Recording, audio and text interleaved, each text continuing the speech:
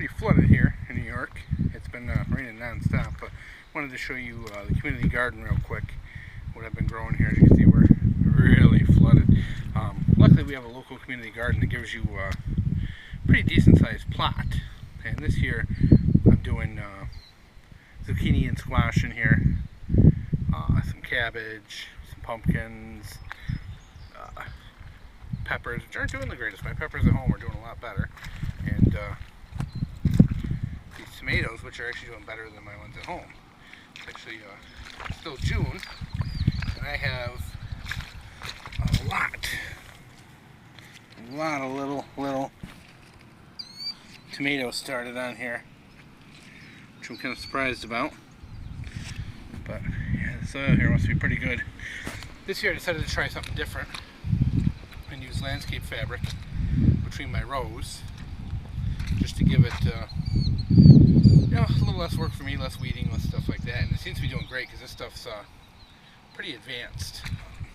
You see, I've already got some zucchinis. I've got quite a bit going already. It's surprising. Whereas you look at some of the other gardens here, you know, their zucchini and squash is really small. This one over here, you know, their zucchini and squash are really small. Everything's kind of really wimpy this year for a lot of people. I mean, some people, you know, have done better than others. You can see this one here. My tomatoes are bigger than that, but their squash is doing better than mine. Their zucchini or whatever that is doing better. They got some nice zucchinis in there, but their beans are looking really healthy. You know, it's got different stuff going.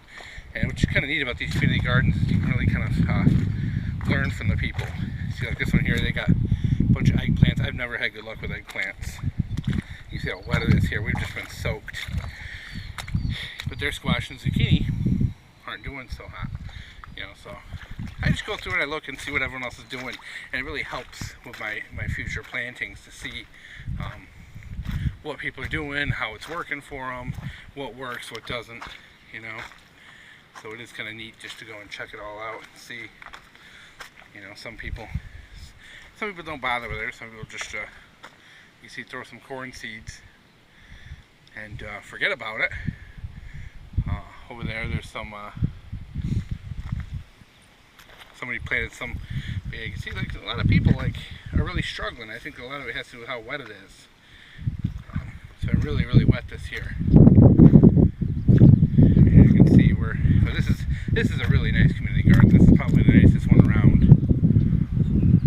In reality, it's really nice because they do give you these big plots. The rows are done with landscape fabric, and in reality, you can actually pick up more plots than what you want.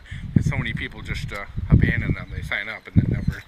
So I know a lot of people kind of do some guerrilla gardening, and but yeah, see, these are probably, I mean, look at this, like a river here. Like, these are sunflowers, and these are probably some from last year. Seeds got mixed in, you know, kind of thing. But yeah, it's just nice, you know. Now, is this a good backup to my home garden? But yeah, see, like here, their tomatoes are pretty wimpy. Their squash is pathetic. I mean, it's a big difference when you weed your garden versus don't weed your garden. It really, you can kind of see the effects here of who takes care of it versus who doesn't. But you can see the people who have, you know, the nice rows and everything, things are growing really nice for them, versus the people who just kind of let things go are a little looking pretty weak. But you know, that's the big thing at this time of when you have conditions like this, everything's really wet. So you need here's just a river in here. That's, you know, it's in New York, guys. Sometimes you got to deal with this kind of stuff. But with this, you know, as you can see, I have mine kind of hilled up a little bit. I kind of pushed all the dirt in, hilled it up, and I think this landscape fabric is shedding a lot of the water, which is great because it's things aren't flooding here, and then it allows me to kind of come in and water as needed, as opposed to just letting the deluge take care of it. But here it is, guys. Just had to show you. Things are going well. this is going to produce a lot of food. These zucchini and squash here are going to make a lot. Hopefully that pumpkin does good. I've never had a good pumpkin. You know, I've had a couple good years with pumpkins, but never really had a consistent, you know, but the tomatoes should produce.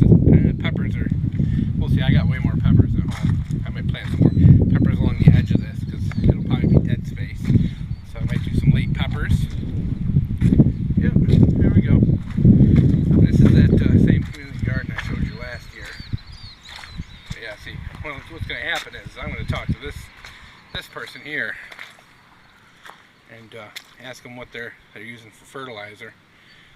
Yeah, that's a great part. You get different, get to see what everyone else is doing, ask questions, and learn. So even if you have a garden at home, a community garden is a great resource.